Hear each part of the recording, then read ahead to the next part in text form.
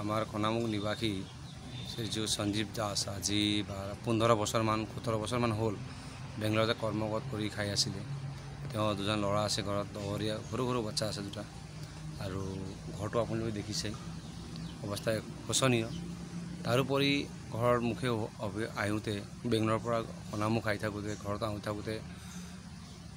আহোঁতে ভাড়াও ইমান টকা নোহোৱাত ঘৰৰ পৰা অলপ সহায় কৰা হৈছিলে। তাৰপিছত তেওঁ অলপমান পইচা কোম্পানীৰ পৰা খুজি পেলাই তেওঁ আহিছিলে।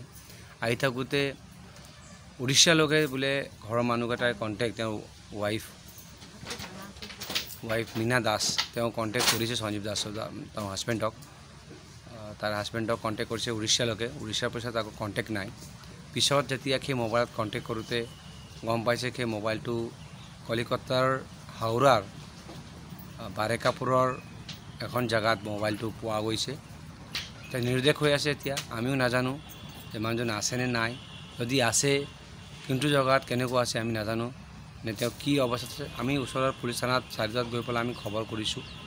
তাৰপৰা আমি ভাল ৰেছপন্সে দিছে পুলিচেও, যিমান পাৰে তেওঁৰ পৰা চাহু ছাৰে যিমান পাৰে তাৰ পৰা আমাক সহায় কৰিছে। কিন্তু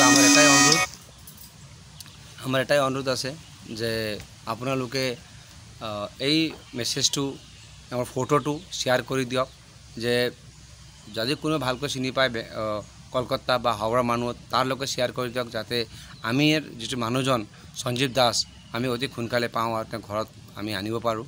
কাৰণ ঘৰটো তেওঁৱে এজন মানুহ যিজনে ইনকাম কৰি ঘৰটো চলাই আছে। চ' এইটো আমাৰ সকলোৰ লগত এটা অনুৰোধ আছে। সকলোকে আমি অনুৰোধ কৰোঁ যে বস্তুটো আপোনালোকে শ্বেয়াৰ কৰি দিয়ক, আৰু যিমান পাৰে ইমান শ্বেয়াৰ কৰি দিয়ক। তাৰপিছত আমি যদি পাওঁ কিবা কণ্টেক্ট নম্বৰ, আমাৰ কণ্টেক্ট নম্বৰ আমি তলত দিছোঁ, আমাৰ কণ্টেক্ট নম্বৰ আৰু ফটো আছে, আপোনালোকে আমাক কণ্টেক্ট কৰি দিয়ক।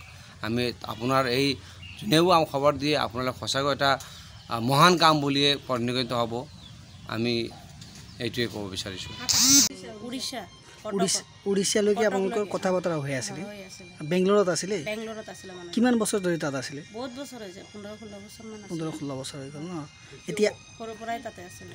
এতিয়া আহোঁতে মানে উৰিষ্যালৈকে কণ্টেক্ট হৈ আছে। উৰিষ্যালৈকে কণ্টেক্ট হৈছে, শনিবাৰ দিনালৈকে কণ্টেক্ট হৈছে। তাৰপিছৰ পৰা আৰু কণ্টেক্ট হোৱা নাই। তাৰপিছত বুধবাৰ দিনা আবেলি 2টালৈকে হাওৰা ষ্টেচনত বেলেগ মানুহ এটা কল ধৰিছে। আজি কিমান দিন হৈ গ'ল?